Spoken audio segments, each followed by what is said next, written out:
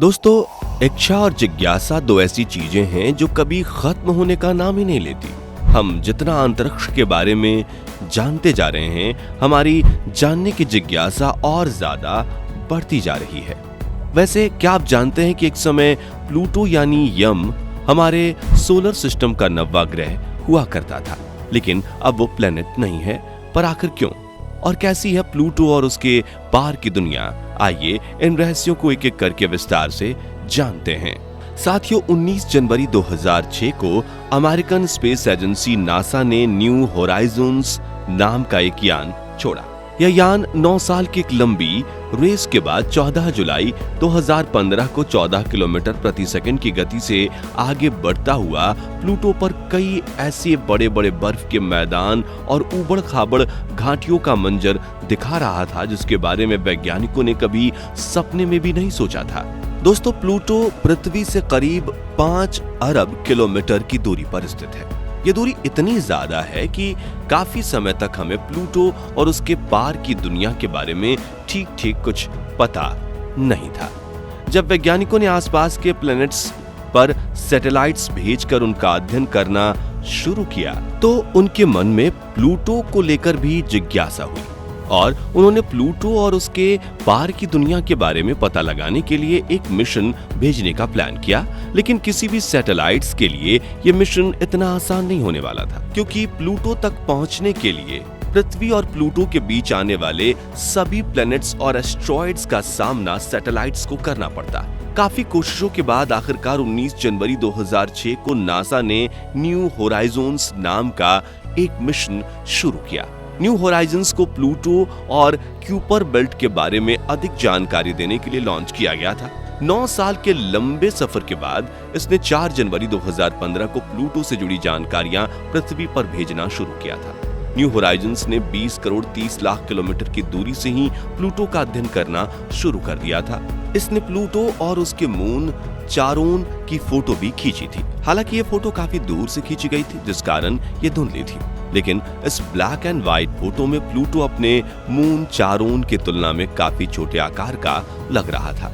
जैसे जैसे new Horizons Pluto की तरफ बढ़ता गया, उसके द्वारा भेजी जाने वाली तस्वीरें भी साफ होती गईं। इसके बाद की खींची तस्वीरों में प्लूटो और उसके 2 मून निक्स और हाइड्रा भी दिखाई दे रहे थे।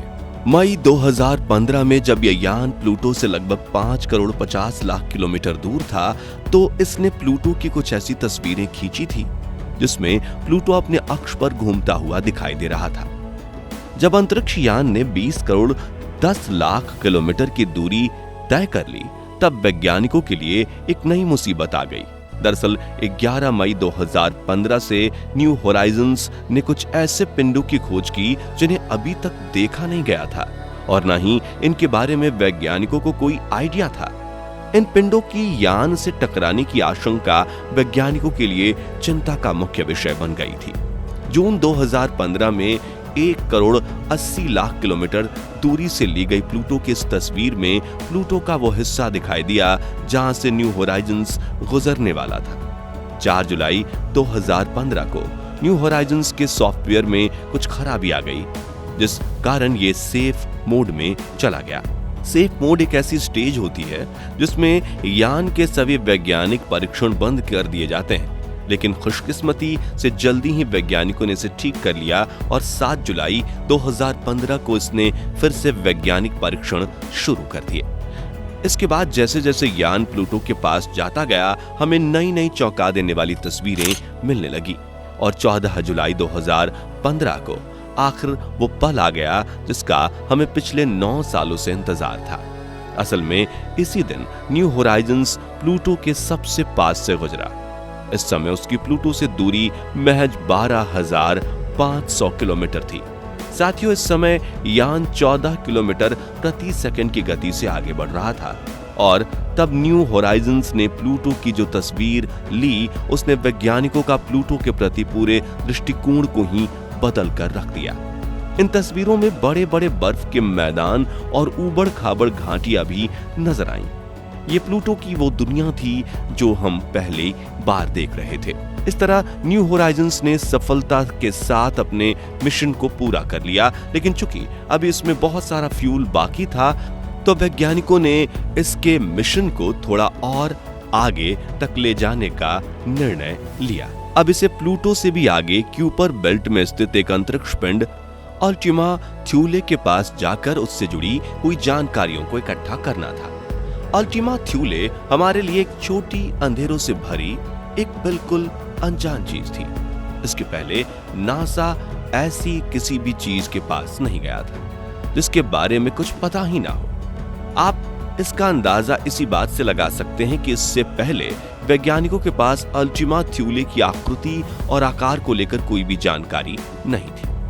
ऐसे में न्यू होराइजन्स के लिए इस अंधेरे भरे अंतरिक्ष के अंदर अल्टीमा थ्यूले को ढूंढना भी एक चुनौती भरा काम था।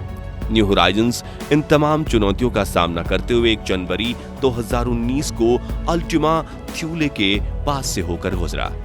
इस समय इसकी अल्टीमा थ्यूले से दूरी महज 3500 किलोमीटर की थी। गुजरते समय न्यू होराइजन्स ने अल्टीमा थ्यूले की कई तस्वीरें लीं और इन तस्वीरों ने अंतरिक्ष से जुड़े कई जटिल रहस्यों से पर्दा हटा दिया। साथियों, खुशकिस्मती से 13 साल की लंबी अंतरिक्ष यात्रा के बाद न्यू होराइजन्स एकदम सही सलामत था और अभी इसके अंदर पर्याप्त मात्रा में फ्यूल भी बचा हुआ था। वैज्ञानिकों ने अंदाजा लगाया कि इस बचे हुए फ्यूल के साथ न्यू होराइजन्स आने वाले 10 सालों तक आसानी से काम कर सकता है और क्यूपर बेल्ट के और कई रहस्यों से पर्दा उठा सकता है। वर्तमान समय में न्यू होराइजन्स पृथ्वी से लगभग 43 एस्ट्रोनॉमिकल यूनिट की दूरी पर अपनी यात्रा कर रहा है।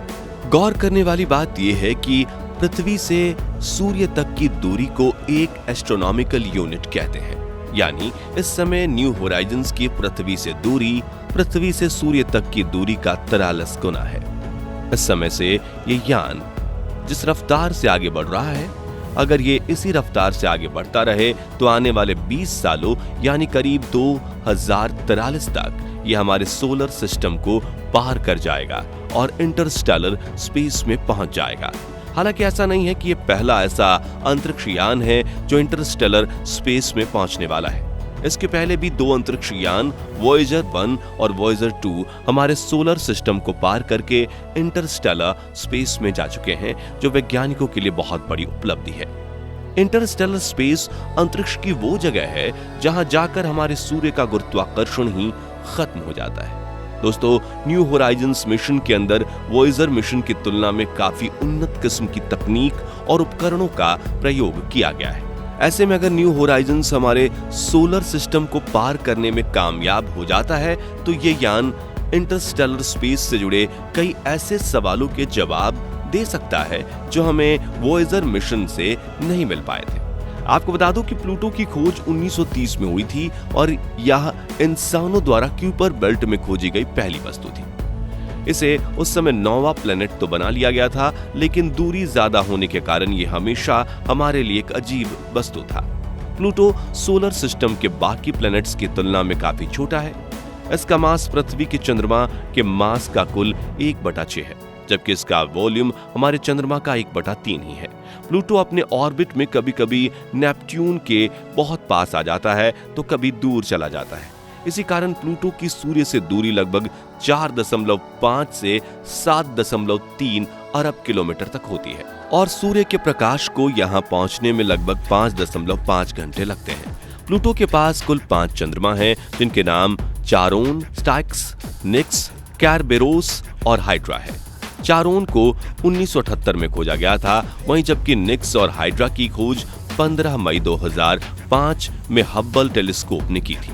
दोस्तों, हमारे सोलर सिस्टम में अब 8 प्लैनेट्स हैं जो लगातार सूर्य के चारों ओर चक्कर लगा रहे हैं।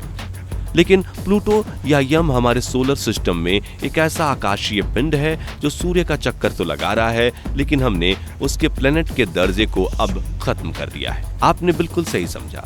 वर्ष 2006 से पहले प्लूटो हमारे सोलर सिस्टम का 9वां प्लैनेट था, लेकिन 2006 में हुई अंतर्राष्ट्रीय खगोलीय संघ की बैठक में प्लूटो से प्लैनेट्स का दर्जा छीन लिया गया।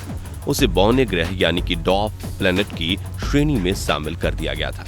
इसका कारण ये था कि प्लूटो ने अपने आसपास के क्षेत्र को साफ नहीं किया हुआ था, जो एक प्लेनेट होने के लिए जरूरी कंडीशन होती है। तो दोस्तों, ये थे प्लूटो और उसके पार की दुनिया के कुछ अनसुलझे रहस्य और अनसुने भी।